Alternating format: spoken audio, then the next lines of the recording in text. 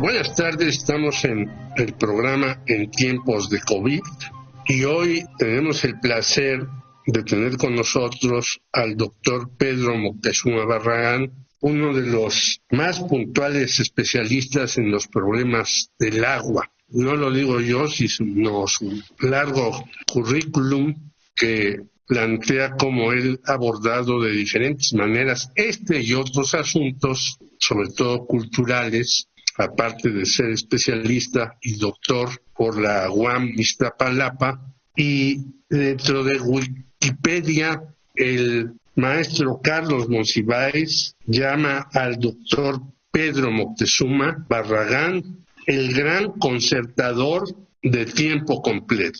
Vaya el elogio que hace el sabio Monsiváis de nuestro entrevistado. Y queremos preguntarle al doctor por qué esta famosa ley del agua que aprobó Conagua en 1992 ha podido hacer que las empresas acaparen la gran mayoría de este líquido vital para sus actividades y desprotejan no solamente a todos los habitantes, sino a los más pobres. Incluso en algunos estados del país, como Puebla, este servicio está concesionado y dicen algunos que detrás de él estaba el cerebro de Carlos Salinas de Gortari y Josep María Córdoba. ¿Qué opina usted, doctor Pedro Moctezuma? Bueno, la Ley de Aguas Nacionales fue una condición que puso Estados Unidos a México para su entrada al Tratado de Libre Comercio. Le impuso la ley del agua, la ley agraria, la ley minera y la ley forestal. Incluso la ley forestal llegó al Congreso para su aprobación en inglés. Ah, qué bonito.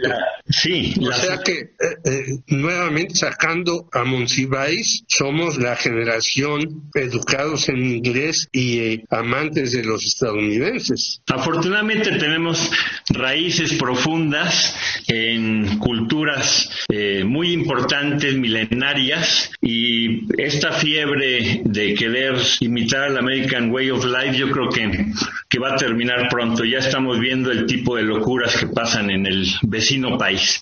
Ajá. Que sí nos llevaron al baile Salinas y su grupo en 92. Después del quinazo, la primera acción que hizo Salinas al entrar al gobierno fue crear Conagua. Y Conagua, su primera tarea fue cumplir con esta obligación de tener una ley de aguas nacionales que le diera la espalda a todos los usos y costumbres, a los derechos ancestrales del agua de México y a la propia Constitución que plantea que las aguas nacionales son propiedad de la nación, en la cual tenemos soberanía, y las concesiones era tomado como un mecanismo muy secundario. La Conagua lo que hizo a través de la Ley de Aguas Nacionales es abrir al mercado las concesiones de agua. Lo que estamos viendo últimamente en Wall Street, la bursatilización del agua, pues obedece a esta lógica que va cada vez progresando peligrosamente a convertir el agua de plano en una mercancía. Pero la Ley de Aguas Nacionales propicia esto ya desde 92 y se genera una dinámica ya de oferta, de subasta del agua al mejor postor. Y las cifras son muy claras. Entre 1917, cuando inauguramos la Constitución que nos rige, en 1992 se habían entregado 2,000 concesiones. De 1992 a la fecha ya van 548,000 concesiones. Imagínense qué brinco. ¿Y sabe cuántos inspectores hay para vigilar el cumplimiento de las concesiones? Doctor, no tengo idea. Díganos usted. Poco más de 80 para 548,000. Entonces lo que se ha dado es un mercado del agua al servicio de las grandes transnacionales, de las grandes corporaciones, mineras, refresqueras, cerveceras, lecheras. Tenemos un dato que el 1.1% de los usuarios acapara la quinta parte del recurso con fines lucrativos, y tenemos nombres también Claudio X González, que ahora quiere derrocar a como dé lugar a López Obrador, que es el dueño de Kimberly Clark, Salinas Pliego, que sigue haciendo fiestas en sus lugares, el señor Germán Larrea de Minera México, etcétera. ¿Es así este dato correcto, doctor Pedro Moctezuma? ¿Y qué más nos puede añadir? Sí, es correcto. Son cifras millonarias y muchas veces son cifras manipuladas. Por ejemplo, tenemos el caso de Goldcorp, que tenía 10 millones de metros cúbicos al año concesionados, y ellos hicieron su propia investigación, se la llevaron a Conagua porque habían, entre comillas, descubierto 40 millones de metros cúbicos de agua en el semidesierto de Zacatecas. Y Conagua, graciosamente, les otorgó estos 40 millones de metros cúbicos en concesión, lo que ha generado un colapso en todas las comunidades vecinas, cuyos manantiales, cuyos veneros, cuyos vergeles están secos. El caso más recientemente puesto a la luz es el de Constellation Brands en Mexicali. Así es.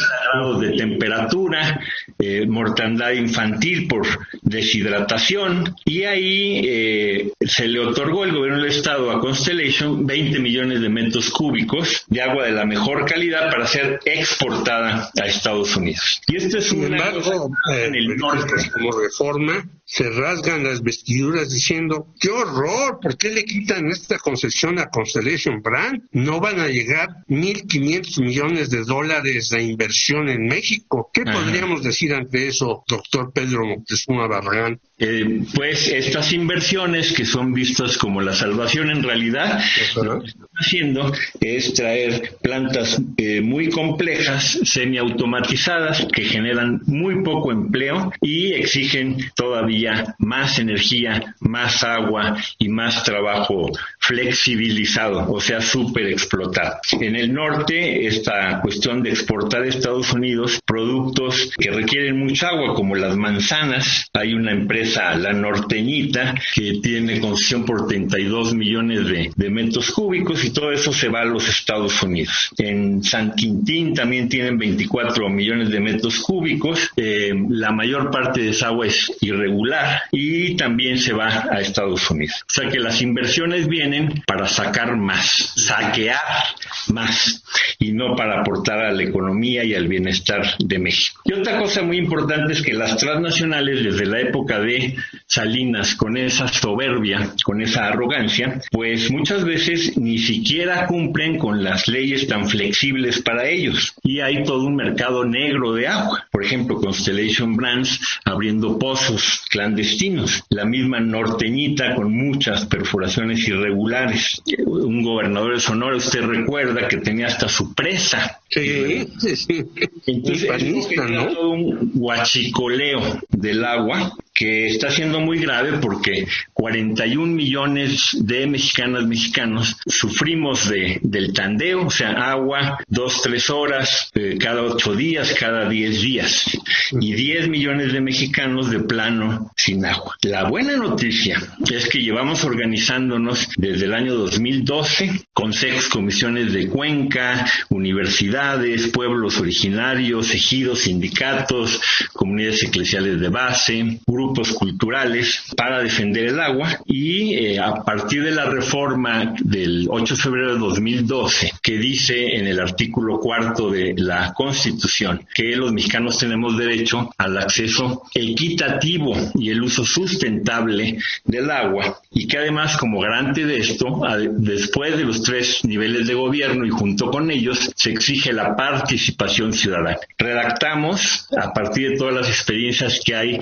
de proyectos de ecotecnia, de recuperación de agua de lluvia, trabajo de canalización del agua para evitar deslaves, trabajo en el tratamiento de agua para nuestro clima, que a diferencia de lo que se compra y siembra de cadáveres de plantas de tratamiento aerobias en todo el país, hay 10,000 que no operan. Estamos proponiendo la tecnología anaerobia, que es 3 veces más barato y más efectivo. Bueno, todas estas experiencias y un debate entre cientos de personas a través de 199 foros nos llevó a crear la Iniciativa Ciudadana de Ley General de Aguas, que metimos en el Congreso el 4 de febrero de este año y que tiene que ser dictaminada. Ahí se plantea precisamente un control sobre el sistema de concesiones, darle priorización a la inspección, generar las sanciones que permitan contar con un fondo del derecho humano al agua, la prohibición al lucro, la toma de decisiones desde abajo, desde las microcuencas, subcuencas y cuencas, con participación ciudadana, la creación de contralorías sociales del agua 100% ciudadanas. En fin, esta iniciativa ha ido avanzando en el Congreso. Hemos consensado con senadores y diputados, un grupo de senadores y del Morena y un grupo parlamentario del PT en la Cámara de Diputados hicieron nuestra la iniciativa. Entonces entró 3 veces. Hay otra de Medio Ambiente de Morena, en fin. 2 preguntas rápidas. ¿Qué tendría que hacer alguien para conocer esta iniciativa, en primer lugar? Y segundo lugar, ¿cómo podríamos los ciudadanos sumarnos a esta iniciativa para que tenga mayor eficacia? Sí, pues estamos ya exigiendo que la 64 legislatura la dictamine y la aprueba. El 1 de julio 30 millones de mexicanos votamos por un cambio y debe de empezar por el agua. Y el 18 de enero empezaremos una gran campaña. Nuestra página de internet es de la Coordinadora Nacional Agua para Todos, Agua para la Vida, es www.aguaparaTodos.org.mx. Y también estamos en Facebook con Agua para Todos, con X en lugar de O, Agua para la Vida. Ahí vamos a depositar toda la información de esta campaña y también una página que se llama 12 por el agua, para que esta sea multimedia. Vemos también que algunas empresas que siempre se quejan, que siempre están en contra, sobre todo de este gobierno, como FEMSA, Lala, Bachoco, Herdes y las mineras Goldcorp y Buenavista, el Grupo México, son de quienes explotan exhaustivamente el agua, incluso cuencas que están por agotarse, y si se agotan yo creo que pues ya no podrán reponerse. ¿Cuál es su opinión, doctor Pedro Moctezuma Barragán? Sí, pues mi opinión es que a esto le llamamos la hidrocracia neoliberal, la gran oligarquía que siempre trabaja de cara a la especulación, a la bolsa de valores, pues debe de encontrar en México fuertes límites que impidan el despojo y que impidan que se violen los derechos humanos. El derecho humano al agua es un derecho llave que está relacionado con la salud, con la alimentación, con el medio ambiente y con otros 18 derechos humanos más. Y por ello se necesita una amplia coalición de mexicanas, de mexicanos de cada rincón del país, de todas las capas sociales, orígenes, razas, religiones. Incluso es un movimiento transparente. El agua no tiene color, el agua es transparente. Y este movimiento, para efectivamente poner por encima el interés de nosotros como seres humanos y de la nación mexicana por encima de la hidrocracia, pues que está atrincherada y buscando desviar o impedir la aprobación de la Ley General de Aguas. Entonces, para nosotros sí es una tarea muy actual en enero participar de esta exigencia para la Cámara de Diputados cumpla con su deber de esto es constitucional y ya llevan 7 años de retraso del plazo que les daba 360 días a partir de febrero de 2012, imagínense. Entonces, el Congreso está en falta y los mexicanos decimos si les pagamos a los representantes, a los legisladores, pues que trabajen. Y si estamos con COVID en una situación de emergencia, en donde siempre se nos pide que nos lavemos las manos, que lavemos la ropa, que el cubrebocas lo tengamos limpio, pues ¿cómo vamos a poder hacer todo eso sin agua. Pero además, como usted señala bien, en estos casos, yo le quisiera decir, bueno, ¿cómo van a tomar agua muchos pueblos si lo primero que les llega es la Coca-Cola en lugar de tener agua a la mano, ¿no? ¿Es cierto esto, doctor Pedro Moctezuma? Sí, efectivamente. Sí somos un país que está en primer lugar en obesidad y al mismo tiempo primer lugar en consumo de refrescos. Simplemente la privatización del agua se ha dado por la venta de botellitas. Se venden más de 75,000 millones de pesos en botellitas de agua y el gobierno en el presupuesto del año pasado solo dio 2,400 millones para agua potable, para infraestructura de agua potable y saneamiento. O sea, 2,4 contra 75. Esto tiene que cambiar. Tenemos casos, por ejemplo, en Iztapalapa, donde está la Bonafont, y ellos están yendo el agua que provee de los acuíferos abajo de la Sierra de Santa Catarina, y todas las calles vecinas por la extracción están fracturadas, las viviendas verdaderamente afectadas. Ahí en Iztapalapa tenemos 19,000 viviendas fracturadas por la sobreexplotación de los acuíferos y con sed, sin agua, con agua por tandeo, les llega muy precariamente una vez a la semana, y todo el mundo es consciente que salen los camiones y camiones de botellitas de Bonafont. Lo mismo pasa con la Pepsi-Cola, la que se le vende 1 millar de litros de agua a 6 pesos, ya como nos la venden ellas ya en botellitas de a 10 pesos. Ahora que usted habla de la Cámara de Diputados y diríamos de senadores, todos los legisladores, todavía vemos que en sus sesiones presenciales, porque algunas ya no lo son, vemos ahí en el presidium las botellitas de agua. Pues que no, los legisladores tendrían que ser más conscientes y decir, ya no pongan botellitas, no pongan una jarra y de ahí nos servimos. Eso es lo que debe ser. Lo grave es que incluso ya eso nos pasa en las universidades, lo han puesto las empresas como protocolo. Entonces cuando yo me siento a dar una conferencia y niego la botellita, le digo, por favor, nada más un vasito de agua. Dice, no, es que el protocolo dice que tiene que ser botella. Caray. Entonces esas prácticas de excelencia que impulsan las calificadoras privadas ha penetrado en las costumbres, y eso pues nos lo tenemos que sacudir porque estamos en un momento en la humanidad de vida o muerte. Volviendo al tema de las concesiones, están dando concesiones a 30 años. Imagínense usted en el 2050, ¿cómo podemos garantizar con estas concesiones? Ya estaremos muertos todos. Exactamente. Por eso nosotros proponemos en la iniciativa ciudadana de Ley General de Aguas que las concesiones tengan un periodo más corto y que se vigilen efectivamente, y el que no cumpla con la ley, pues que se le extinga la concesión. Para los casos más graves, para la mayoría de las gentes, podría haber un reconcesionamiento automático en caso que no haya faltas, ¿no? Pero sí necesitamos de este instrumento legal y de una ciudadanía organizada en contralorías sociales del agua, participando en los consejos de cuenca, que haga oír la voz de los usuarios y no solo escuchemos la de los grandes concesionarios, que son los que acaparan actualmente las directivas de los consejos de cuenca y que tienen alianzas con agua que les han permitido hasta ahorita seguir abusando de México. Ahora entiendo, según lo que usted dice, por qué, por ejemplo, los antes delegados, hoy alcaldes de Iztapalapa, dicen que van a resolver el problema en esa demarcación, pero resulta que pues no pueden resolverlo si tenemos esta ley de aguas que imposibilita cualquier cuestión. Exactamente. Si la ley de aguas son cadenas, cerrojos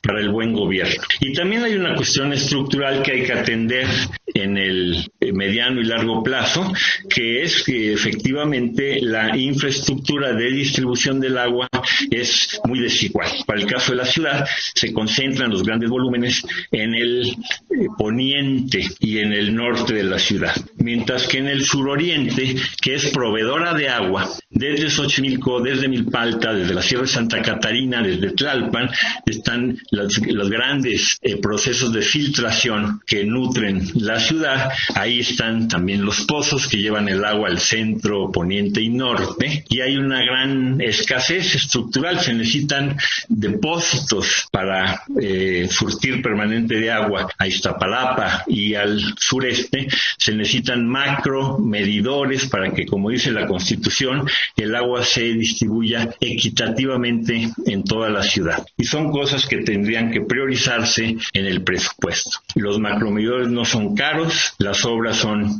indispensables y también se deben de combinar con algo que es bueno, bonito y barato, el rescate de nuestros cuerpos de agua, como ciudad lacustre que somos. Hay ya un proyecto aprobado por el Consejo de Cuenca del Valle de México para restaurar el lago Chico, Chalco, en donde hay, por los hundimientos de la ciudad, 500 hectáreas de un nuevo lago que podría, si se le habilita, surtir agua para 3 millones de personas, o sea, todo el sureste de la ciudad, a un costo de tan solo 7.800 millones de pesos. Mientras que para sacar el agua mezclada con agua pura y agua de lluvias, se han gastado ya 54.000 millones de pesos en el túnel emisor Oriente que hacen la ICA y SLIM.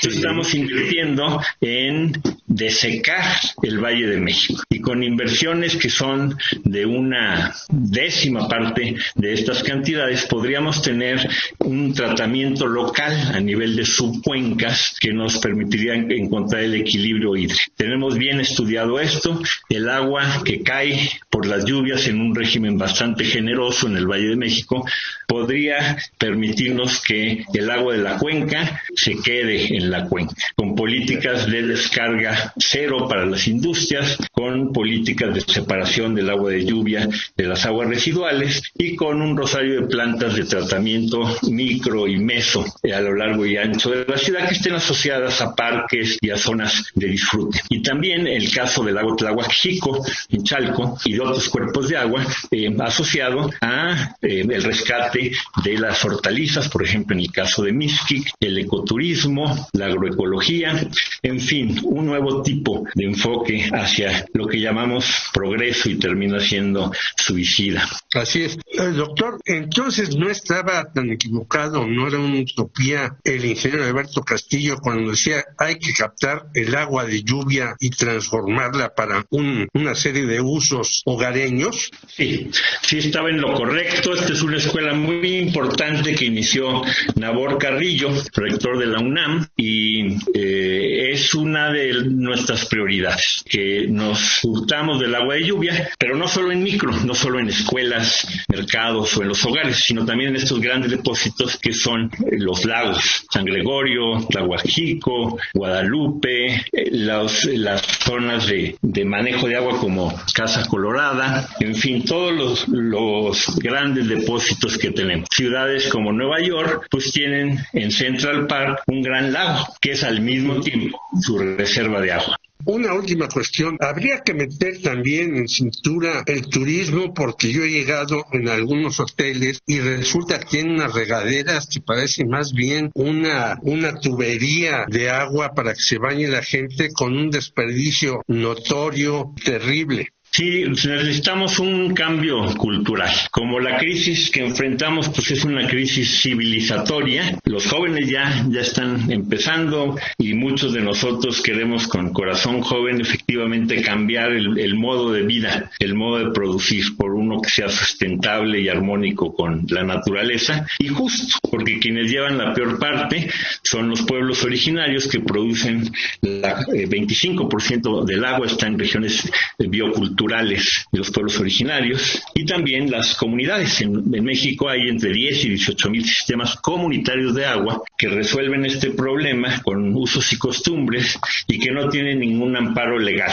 Cuando se acerca a la ciudad ahí, los despojan de un sistema que ellos construyeron, que ellos excavaron en faenas, en el que ellos invirtieron, se vuelve propiedad del municipio o de una acción público-privada y les llegan entonces grandes cobros de agua por algo y falta de agua por algo que ellos tenían resuelto. Pues le agradecemos muchísimo, doctor Pedro Moctezuma Barragán. Sabemos ahora ahora después de esta conversación que tenía razón Carlos Monsiváis en motejarlo así o decirle así, el gran concertador, y esperamos volverlo a escuchar porque nos ha dado luces sobre un problema que de verdad es vital, no solamente para el futuro, sino ahora, en donde estamos en una pandemia, donde el agua es indispensable para todos. Le mando un gran abrazo y muchas gracias por conversar con la audiencia de Radio Educación. Gracias, y inspirándonos en Carlos Monsiváis, pues no dejemos de concertar esta Ley General de Aguas que México necesita. Gracias.